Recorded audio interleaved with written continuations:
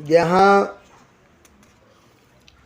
ہاتھ رکھنے کے بارے میں کہاں رکھنا، کدھر رکھنا، وہ اختلاف تو بعد میں آئے گا۔ صرف امام صاحب رحمۃ اللہ علیہ فرماتے ہیں ہاتھ ناف کے نیچے رکھنا، دیگر فرماتے ہیں ہاتھ ناف کے اوپر رکھنا، بس اختلاف ان دونوں کے درمیان اتنا ہی ہے۔ کوئی کہتے ہیں نیچے ہاتھ باندھیں، کوئی کہتے ہیں اوپر ہاتھ باندھیں۔ چنانچہ امام مالک رحمۃ اللہ علیہ فرماتے ہیں ہاتھ باندھے جائیں گے، فرائض میں باندھے، صرف فرائض میں نہیں باندھے جائیں گے۔ کیا کہتے ہیں امام مالک رحمۃ اللہ علیہ؟ فرائض میں باندھے ہی نہیں جائیں گے۔ اللہ اکبر، ہاتھ چھوڑ دینا، نفل وغیرہ میں جو باندھنا ہے باندھ لے، بقیہ فرائض میں نہ باندھے۔ ان کی دلیل کیا؟ ان کی دلیل وہ کوئی حدیث پیش نہیں فرماتے، البتہ ایک عقلی دلیل پیش کرتے ہیں۔ نماز میں ہاتھ باندھنا ٹیک لگانا ہے۔ جیسے اب یہ ہاتھ باندھے ہوئے ہیں، کیا یہ ہاتھ باندھنا عبادت کے طور پر ہے یا ٹیک؟ اب اپنے آپ کو ذرا سکون محسوس کرنا ہو تو ذرا ہاتھ باندھ لیے، تو ذرا آنکھ بند کر لیے، پھر دیکھیے آپ تمام کائنات سے بالکل الگ ہو جائیں گے، آپ مستقل ایک دنیا میں پہنچ چکے ہیں۔ عام طور پر آپ ایک محاورہ سنے ہوں گے، ہم کوئی ہاتھ باندھ کر کھڑے ہوئے نہیں ہیں۔ یہ جملہ سنے نہیں سنے؟ یہ لفظ جو ہوتا ہے ہم کوئی ہاتھ باندھ کر کھڑے ہوئے نہیں ہیں، ہم بھی مرد ہیں۔ کیا مطلب؟ ارے ہاتھ باندھنا ایک اعتبار سے سستی، ایک اعتبار سے تھکان، ایک اعتبار سے تھکان دور کرنا، ایک اعتبار سے اپنے ان بیلنس ہونا، اور ان بیلنس اگر کوئی ہو رہا ہے تو کیا کرے گا؟ ذرا ہاتھ باندھ کر کھڑا ہو کر ذرا آرام سے ایک محسوس کرے گا کہ اس وقت میں ہمارے ساتھ کوئی سپورٹ میں ہے، ہم اس کی معیت میں کیا کر رہے ہیں؟ آرام فرما رہے ہیں۔ تو یہ ہاتھ باندھنا امام مالک کہتے ہیں کہ ایک اعتبار سے یہ ٹیک لگانے کی طرح، اور ٹیک لگانا نفل میں مطلقاً جائز ہے، فرائض میں مطلقاً جائز نہیں ہے، یہ فرماتے ہیں۔ چنانچہ ان کے نزدیک ہاتھ باندھنا ہی نہیں، اللہ ارسال ان کے نزدیک سنت ہے۔ کیا سنت ہے؟ ارسال۔ جمہور یہ فرماتے ہیں، اس عقلی دلیل کا جواب دیتے ہوئے، ہاتھ باندھنے کے ثبوت حدیث میں موجود ہے، اس لیے احادیث کے مقابلے میں، نقلی دلائل کے مقابلے میں عقلی دلائل کا کوئی اعتبار نہیں۔ نقلی دلائل کے مقابلے میں عقلی دلیل کا کوئی اعتبار نہیں، یہ فرماتے ہیں۔ اور دوسری بات، جمہور کی جو ائمہ ثلاثہ یہ کہتے ہیں فرائض میں، نوافل میں، دونوں میں ہاتھ باندھنا مسنون ہے۔ فرائض میں اور نوافل میں دونوں میں ہاتھ باندھنا مسنون ہے۔ اب کہاں باندھیں گے اس میں ان میں اختلاف ہو گیا۔ دیکھو ایک ہے باندھنا نہیں باندھنا، اس میں ائمہ ثلاثہ ایک طرف، امام مالک ایک طرف۔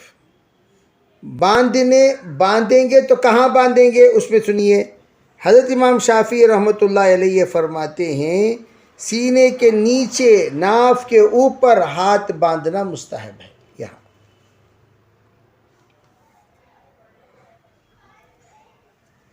سینے کے نیچے، ناف کے اوپر۔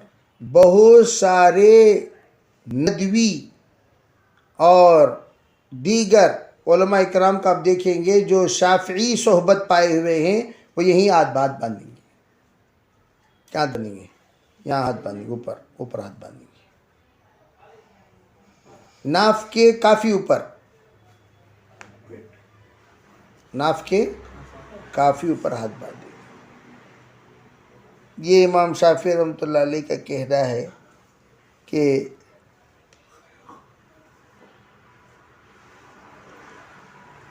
کہ ہاتھ سینہ اور ناف کے درمیان. ان کی دلیل کیا؟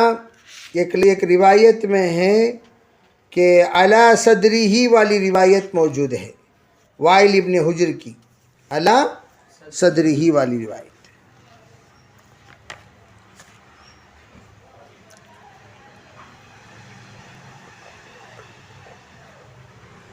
وہ کہتے ہیں صلیت مع رسول اللہ صلی اللہ علیہ وسلم ووضع يده اليمنى على يده اليسرى على صدره، وضع يده اليمنى على يده اليسرى على صدره، یہ کہتے ہیں.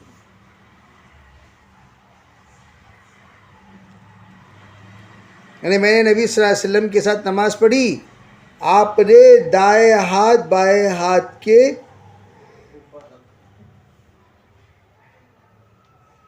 سینے کے اوپر رکھا، یہ کہتے ہیں. اب چلیے، اب امام ایک عقلی دلیل یہ ہے کہ رفع دین، جس وقت رفع دین کا معاملہ تھا تو رفع دین کے لیے یہ نیچے کے اوپر کا معاملہ بڑا آسان اور سہولت تھا، یوں کر کے یوں کر دینا، یوں کر کے یوں کر دینا، اوپر کا معاملہ. تو آپ جب ترک رفع دین فرما دیے آپ علیہ السلام، تو ہاتھ کہاں چلا گیا؟ ناف کے نیچے.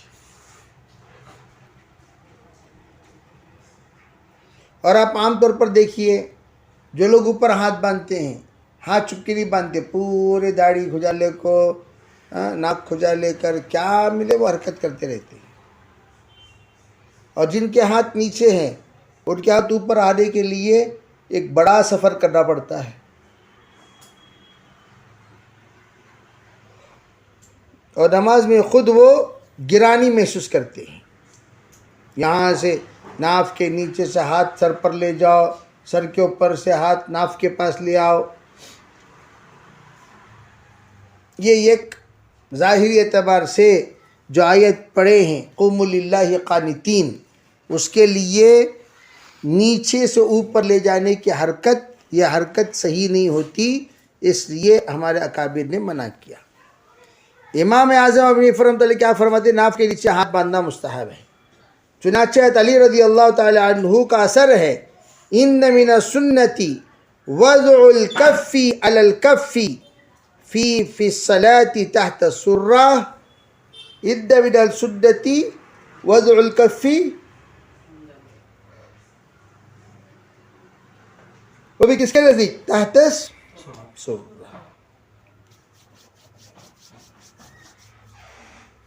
اصول حدیث کا یہ متفقن علیہ مسئلہ ہے کہ اگر کوئی صحابی میں سنت کی کوئی بات بیان ملے تو وہ مرفوع درجے کی ہوتی ہے. کوئی درجے کی ہوتی ہے؟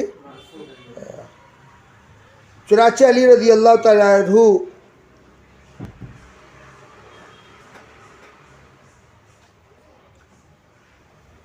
یہ حدیث مرفوع ہیں، اس لیے اس سلسلے میں کوئی بھی کلام نہیں کیا جائے گا.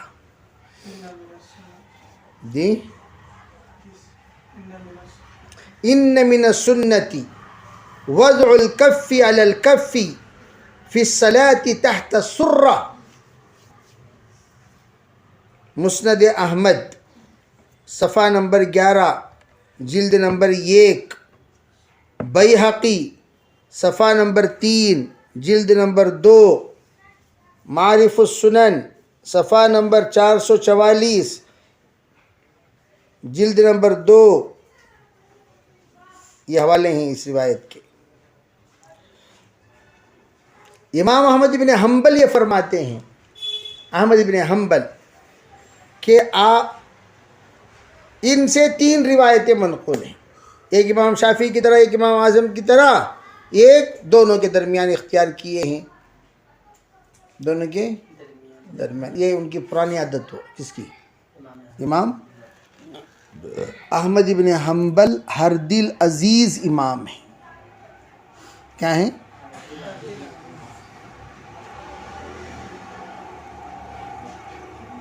کیا ہے حمد محمد؟ ہر دل سب چاہیے ان کو. اس لیے میں اس سے پہلے بتایا حضرت یونس صاحب جونپیر رحمۃ اللہ علیہ کے سلسلے میں کہ ان کو امام احمد بہت پسند. کیوں؟ کوئی بھی روایت کو وہ نہیں چھوڑتے. جب سنتے ہیں حضرت ایسی بھی ایک حدیث کے طرح فرمایا وہ میرا ایک منشا وہ بھی ہے. حضرت ایک حدیث ایسی آپ کو ہے، اچھا ارے بھائی میرے منشوں میں ایک منشا یہ بھی ہے. حضرت یہ ایک حدیث آئی، کون سی حدیث یہ؟ ارے ایسا بھی ہونا چاہیے، بالکل ہونا چاہیے. ہمارے حضرت مولانا جمال صاحب رحمۃ اللہ علیہ میرٹھی بڑے معصوم حضرت، ان سے وہ مقامات حریری پڑھاتے تھے. ان سے کوئی کہتا حضرت یہ نصرہ کے باب میں بھی آتا ہے شاید؟ ہاں بالکل آتا ہوگا بھائی، کیوں نہیں آتا؟ ضرور آتا ہوگا. حضرت فتح کے باب سے؟ ہاں اس میں بھی آتا ہوگا، کیوں نہیں؟ حضرت لگتا ہے کہ یہ کروما سے بھی؟ ہاں بالکل آتا ہوگا. بچے بڑا مزہ لیتے تھے حضرت کا. ارے بھائی تیرا کیا جاتا ہے بتا؟ اور کوئی کہتا نہیں حضرت نہیں آ سکتا، ایسا نہیں آ سکتا. ارے وہ تیرا کیا جاتا ہے بھائی؟ اگر آتا ہے تو آتا ہے، نہیں آتا ہے تو خاموش رہ جا، وہ کر لے گا، اپنا کام کر لے گا. وہ ماشاء اللہ اچھے محقق عالم تھے، لیکن بچے جب بولتے تھے تو حضرت کیا کہتے تھے؟ یوں کہتے ہاں پھر بالکل آتا ہوگا. تو انہوں خود شک پہ پڑ جاتے تھے حضرت کے کہ اور پھر جو حضرت لکھاتے تھے بھی یہ باب میں آتا ہے، یہ باب باقاعدہ لغات وغیرہ سے تحقیق کرنے کے بعد پرچی کے ذریعے سے لکھواتے تھے. اور یہ جو بچے ہیں حضرت اس سے بھی آتا ہے ہوگا، اس سے بھی آتا ہوگا. تو پھر حضرت تو اس طرح امام احمد بن حنبل حالانکہ ہیں اپنے اعتبار سے بہت زبردست فقیہ، لیکن احادیث کا جب معاملہ آتا ہے تو احمد بن حنبل حدیث کے مقابلے میں اپنے آپ کو چھوٹا کر دیتے تھے. امام صاحب رحمۃ اللہ فرماتے ہیں کہ بھائی منشے کو پہچانو، منزل کیا ہے. یہ کہنا تھوڑی بھائی یہ تو کمزور رائے ہوگی، یہ رائے کمزور، اسے رائے کیسا کہہ سکتے ہیں؟ بھائی آپ کی رائے تو بدلتی رہتی ہے. کیا حضرت تمہیں وہ سب بولے کر کو ہمیں ہر جگہ بولے کر پھر رو؟ وہ سب بولیا تھا جی، میں اس کے بعد میں بیچارہ انہیں آیا، میں اسے بھی بولیا ایسا بھی کر لے سکتی ہیں بغیر کو. اور دو جنے لڑے، ہمارے حضرت ہمارے زمانے میں ایسا بولے نا، نہیں ہمارے زمانے میں ایسا بولے، نہیں ہمارے زمانے میں دونوں چھوڑ ڈالے بھائی، ایسا بولے ہمارے حضرت تھے. اب بھائی ہر سال کے شاگردوں کے درمیان جو معاملہ ہوتا تھا وہ کیا ہوتا تھا؟ پورا الگ الگ ہوتا تھا. بھائی ایک ہی جگہ پر ان کا حتمی فیصلہ امام احمد بن حنبل کا نہیں ہوتا تھا. خیر یہ تو رہی بات اس سلسلے میں. اب یہاں روایت جو لائے ہیں وہ كان الناس يؤمرون أن يدع الرجل يده اليمنى على ذراعه اليسرى في الصلاة. اب دیکھیے ذراع کا لفظ آیا ہوا ہے. میں نے آپ کو کہا ید کا اطلاق اس پر، ذراع کا اطلاق اس پر. یہاں پر پکڑو نہیں، گٹوں پر پکڑو تو یہاں آ گیا کہ نہیں آیا؟ ید آ گیا. اور یہاں باب کیا رف، باب کیا باندھے؟ وضع الیمنى علی الیسرى، وضع الیمنى. لیکن نیچے کیا ہے؟ ان یدع الرجل یدہ الیمنى علی تو پتہ چلا ید بھی یہاں رکھنا ہے اور ذراع تک بھی جانا ہے. پتہ چلا اس کے لیے آسان حل کیا؟ ید دونوں پر لگے، اس پر بھی لگے اس پر بھی لگے. اس لیے احناف فرماتے ہیں بیچ گٹے پر آپ رکھ لو اپنے یہ درمیانی حصہ، تو یہ ید اس پر بھی ید پر آ گیا. ید پر آ گیا کہ نہیں آیا؟ اتنا حصہ آ گیا کہ نہیں آیا؟ ارے آ گیا نا بھائی. اور ذراع پر بھی آ گیا. تو اسے کہتے ہیں تطبیق. اسے کیا کہتے ہیں؟ تطبیق. یہ تطبیق کس نے دی؟ امام صاحب علیہ رحمہ کی ذہانت آپ اندازہ لگائیے. اس حدیث کو بھی جانے نہیں دیا, اس حدیث کو بھی جانے نہیں دیا. پھر کہا ابو حازم کہ میں نہیں جانتا الا ینمی, الا یہ کہ یہ روایت آپ صلی اللہ علیہ وسلم کی طرف منسوب ہے. یہ امام محمد یعنی حضرت امام بخاری رحمۃ اللہ علیہ کہتے ہیں ینمی نہیں ہے, اصل میں ینما ہے. ینما ذالک ولم یقل. عربی یہ جو ہے نا ینمی جو ہے, ینمی کو بعد کیا ہے ینما پڑھا. کیا پڑھا؟ بلفظ المجھول. بلفظ ینمی پڑھنے کے بجائے ینما ذالک ولم یقل ینمی. کیا نہیں کہا بلکہ ینما کہا. جی